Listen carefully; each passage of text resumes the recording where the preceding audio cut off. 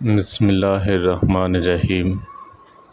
حضرت عبداللہ بن مسعود رضی اللہ تعالیٰ عنہ کہتے ہیں، رسول اللہ صلی اللہ علیہ وسلم نے فرمایا، جس شخص کے دل میں رائی کے دانے کے برابر بھی تکبر یا گھمنڈ ہوگا وہ جنت میں نہیں جائے گا، اور جس شخص کے دل میں رائی کے دانے کے برابر ایمان ہوگا وہ جہنم میں نہیں جائے گا۔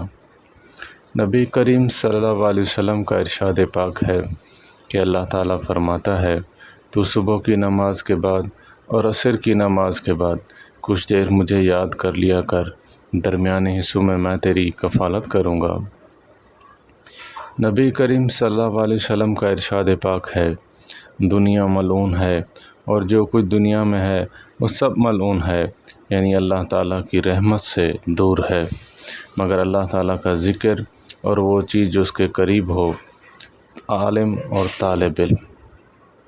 حضور پاک صلی اللہ علیہ وسلم کا ارشاد پاک ہے، لا الہ الا اللہ کا اقرار کثرت سے کرتے رہا کرو، قبل اس کے ایسا وقت آئے کہ تمہیں کلمہ پڑھنے کی توفیق نہ ہو۔